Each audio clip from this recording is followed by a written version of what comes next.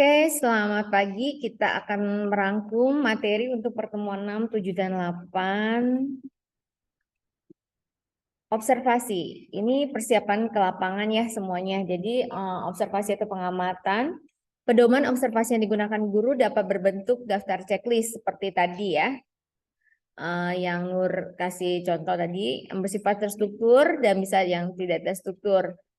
Pengisian cukup dilakukan, bukan lauk ya, bikin lapar. Dilakukan dengan cara memberikan tanda checklist pada pernyataan yang menunjukkan perilaku yang ditampakkan pada anak atau yang nampak. Sementara untuk format yang tidak bersifat terstruktur, pengisiannya berupa narasi atau bentuk pernyataan perilaku yang ditunjukkan anak selama masa pengamatan. Maksudnya apa? Jadi ketika ada anak nih, terus kalian melakukan observasi tapi nggak ada checklistnya, nggak ada listnya, jadi udah aja langsung. Misalnya, saya melihat Novian sedang memegang handphone, terus dia duduknya kakinya jinjit, terus terus dia memakai lipstik, mengikat rambut. Jadi observasi dia sedang berlari, anak ini sedang berlari dan dia sedang bermain dengan temannya. Jadi observasinya ditulis bebas gitu, benar-benar observasi apa adanya saat itu. Itu yang tidak terstruktur. Tapi kalau terstruktur tuh kayak tadi, udah ada misalkan indikatornya, jadi tinggal di checklist observasi. Oke.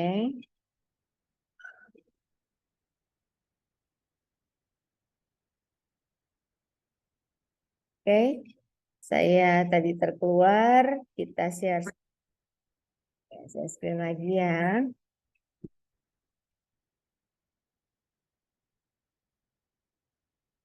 Jadi kalau observasinya bebas, ya seperti tadi saya bilang, kalian cukup melaporkan apa yang kasat mata, yang dilihat oleh mata. Nah, ini dia contohnya gini. Ini ada contoh pengamatan. Ada guru nih mengamati, sebutlah Yasmin, usia 5,5 tahun yang sedang bermain peran menjadi penjual sayuran. Yasmin menata jualannya, misalkan tomat di pinggir piring besar, cabai di piring lainnya, sayuran di baskom kecil. Saat ada pembeli terjadi percakapan, mau membeli apa? Tomat yang besar atau kecil? Besar, berarti si Yasmin apa coba? Saya pengen tahu dari kalian. Jadi Yasmin ini, kita lagi mau ngukur apa dari Yasmin? Ayo, siapa yang bisa? Angkat tangan. Ayo, ayo Nur. Siapapun, ayo coba. Angkat tangan, dapat poin nih. Langsung. Jadi kalau kalian si guru nih, kalian lagi observasi si fokusnya Yasmin ya, bukan pembeli. Kira-kira mau ngukur apa dari Yasmin? Ya, iya, kognitifnya bagian apa? Bagian mengenali besar. Ya, that's good. Itu. Jadi dari yang keseharian, ini tetap kan, oh berarti meskipun yang jawab si pembelinya besar, tapi kita lagi fokusnya sama Yasmin nih, bukan si pembeli. Berarti kita lagi mau ngukur observasi, kita mau ngamati si Yasmin ini, dia udah mengenal konsep ini enggak besar atau kecil, ukuran. Itu ada di, kalau di Permendikbud ada, di Permendiknas tuh 137 tuh ada di bagian kognitif. Ya, oke, semoga makin paham. Next dulu. Nih kalau pakai pedoman observasi nih, yang tadi Nur kasih contoh kelompoknya. Nama anak hari ini. Aspek yang diobservasi. Sikap anak ketika guru memberikan penjelasan, sikap anak ketika guru bertanya, sikap anak ketika melakukan tugas, hasil observasi seperti apa. Nanti kalian tinggal cari teori pendukungnya. Misalnya anak usia 5 sampai 6 tahun sudah bisa duduk berapa menit misalnya. Sudah bisa bertahan, terus sudah bisa bertanya atau apa, pokoknya cari teori pendukungnya ya, karena kita lagi belajar. Kenapa capek-capek dulu, sekarang nih lagi belajar kita, kenapa sih mesti harus ada teori? Kan bisa aja kita bikin indikator sendiri, bisa, tapi kan karena ini kalian masih belajar, biar nanti jadi kamus buat kalian juga, jadi nanti jadi pegangan buat kalian juga, nanti ketika kalian ke lapangan praktek langsung atau apa, kalian sudah punya frame, udah punya di kepala, udah tahu, oh ternyata kalau mau observasi itu mesti begini. Jadi jangan Meskipun tidak terstruktur, tapi tetap di kepalanya harus tahu apa yang mau diukur. Kalau nggak tahu sama sekali teorinya, nanti kamu ke lapangan terus bingung. Observasi akhirnya anak ngupil, anak pukul dorong teman, semuanya dicatat terus ketika bikin kesimpulan kalian bingung. Ya enggak? Akhirnya kesimpulannya jadi ngarang indah. Pada suatu hari saya melihat si A, dia mengupil ketika bermain dengan teman, apa terus apa gitu, so what gitu kan pertanyaannya. Nggak bunyi kan, cuma cerita aja. Akhirnya kamu jadi mau jadi cerpen. Tapi kalau misalkan kalian punya dasar teorinya kayak tadi, Sola ya, siapa namanya? Septi, kok Sola, Septi misalnya. Septi bilang untuk mengukur kognitif, nanti dia tahu untuk untuk tahap perkembangan atau aspek perkembangan Yasmin kan usia 5,5 tahunnya 5 sampai 6 tahun, dia sudah dapat menyebutkan ini, udah mengetahui ukuran besar kecil. Nanti pas di bawahnya ditambah ini kesimpulan. Dengan demikian, dari hasil observasi kami diketahui bahwa ya tahap perkembangan kognitif ini sudah sesuai dengan usianya. Tuh.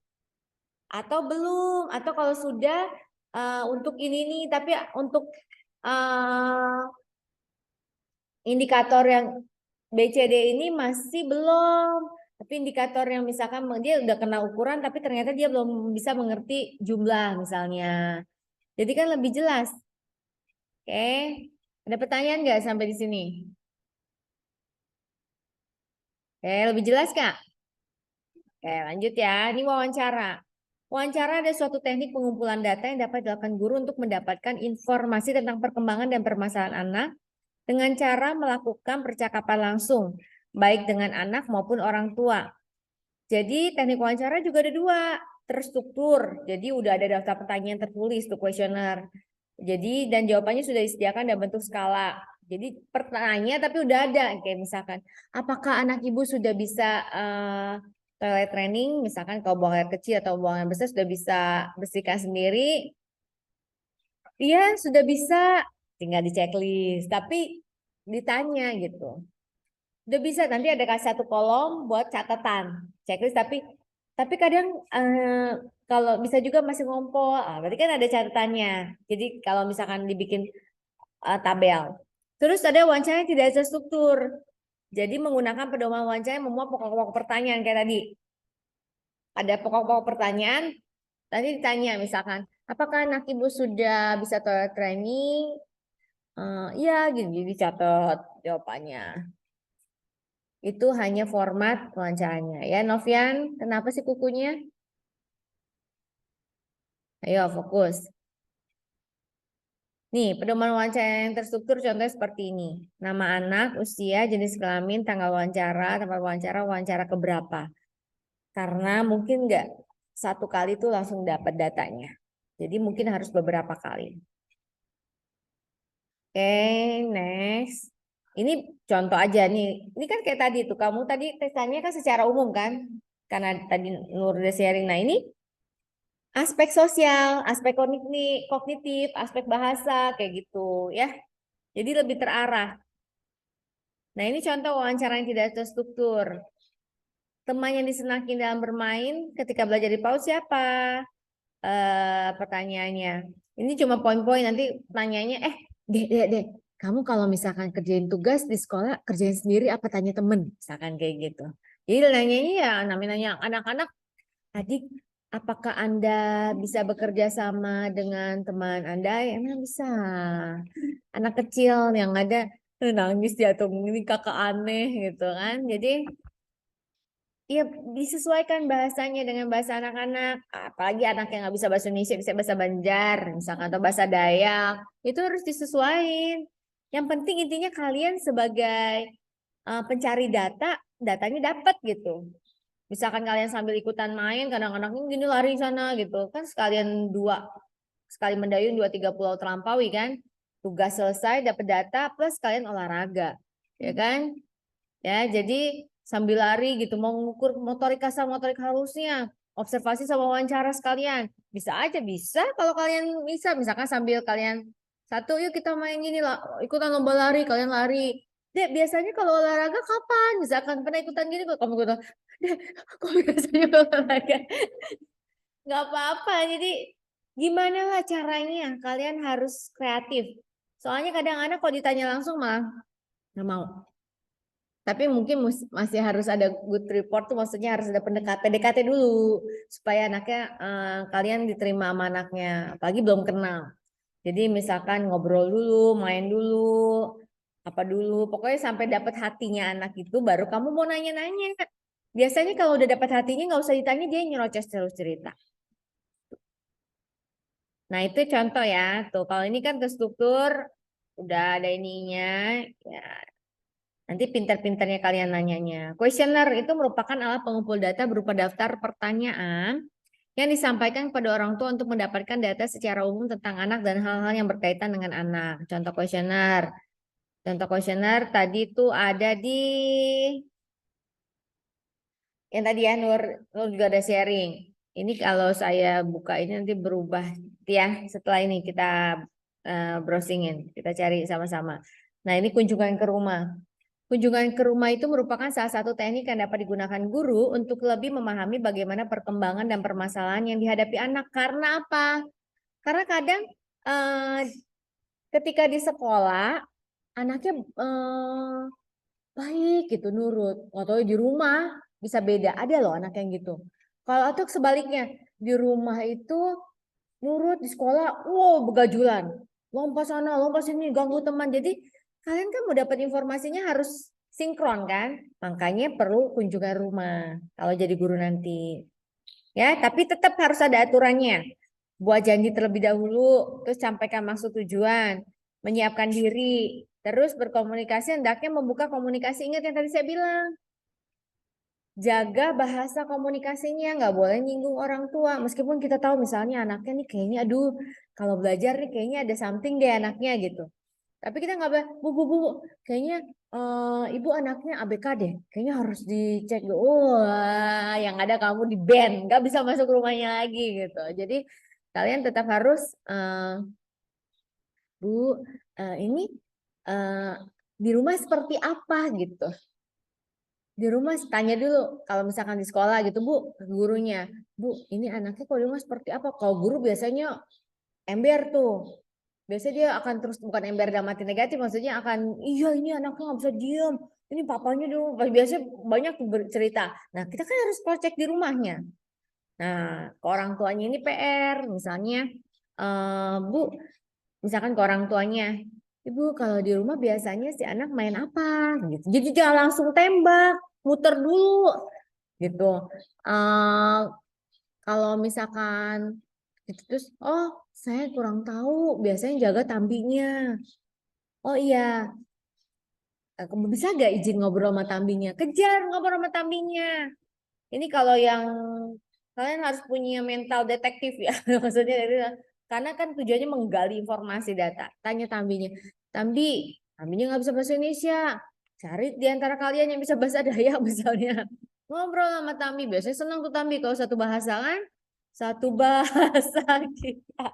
Jadi ngobrol sama Tambi, tanya aduh, ini biasanya saya kasih gadget aja karena saya masak misalkan. Nah, terus tontonannya apa? Marai tontonan nah. Ding, kada kawa aku melihatnya misalnya kada sosok Dayak udah nggak ngerti. Jadi nggak tahu gimana itu gaptek lah tambinya. Nah, berarti kamu dapat satu data. Setiap hari nonton, setiap hari main game. Nah, tinggal kamu tontonannya apa?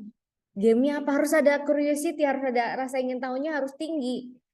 Intinya kamu tuh harus ngejar sampai kekepohannya itu dipakai buat data. Bukannya si ini jadi cerai apa enggak, si ini selingkuh apa, bukan gitu keponya. Keponya dipakai buat ngambil data itu. Jadi jiwa keponya kamu diarahkan untuk ini. Itu jiwa kepo yang berguna. Kalau jiwa kepo, gosip gitu kan itu nggak ada gunanya. Oke? Kejar. Ternyata kamu anaknya nggak mau, terus kamu pegang handphone, anaknya nyamperin pas kamu pegang handphone, itu juga observasi kan, anak ini tertarik ketika handphone kamu main, Kak ini gamenya jelek misalkan, Aku main ini nah, Mobile Legend. Wah, anak TK mainnya Mobile Legend misalnya. Wah, itu jadi catatan, pantesan. Begajulan gitu. Misalnya atau main game-game yang aduh saya baru dengar kemarin ada game yang sadis gitu. Apa tuh? People Playground apa-apa. Ini di record ya, maafkan gitu. Nggak boleh sebut label ya. Misalnya nah, itu main game gitu. Jadi itu gamenya kasar. Pantesan anaknya kok sadis-sadis gitu misalnya. Itu ngaruh banget apa yang ditonton. Apalagi anak kan lagi spons, lagi nyerap. Itu ya. Jadi pentingnya kunjungan rumah kadang itu beda data di sekolah sama di rumah. Pemeriksaan medis juga kenapa perlu? Yaitu kalau misalkan itu kita bisa tahu kalau ada data-data misalkan ada kelemahan penyakit eh, ini nggak bisa dilakukan oleh guru karena guru kan bukannya orang medis, bukan dokter. Jadi tetap harus ada data yang dari profesional. Ya, PS sekarang ah. Oke. Nah, ini contoh ya. Question indikator perkembangan pada anak usia 5 sampai 6 tahun. Tuh, moral agama contohnya. Kan kamu nanti tinggal ya tidak. Namanya juga kuesioner. Bisa BAB sendiri nggak benar. No. Itu namanya contoh kuesioner. Nah, cuma ini kan dia kuesioner perkembangan dia nggak nyantum ini. Sumbernya di mana? Tuh nggak ada kan? Kamu cari lagi yang lain. Kalau enggak ya kamu bikin sendiri. Dari mana? Dari Permendikbud, kamu gabung sama dari teori buku perkembangan apa. Nanti kamu tulis sumbernya, Permendikbud 137 dan jurnal misalkan jurnal X gitu. Atau dari bukunya yang lain, boleh ya. Oke, oke kalau gitu berarti mestinya sudah jelas ya. Saya coba stop share, saya ini berarti silakan kembali kalian untuk mengerjakan dalam kelompok, untuk diskusi dalam kelompok. Oke, semangat.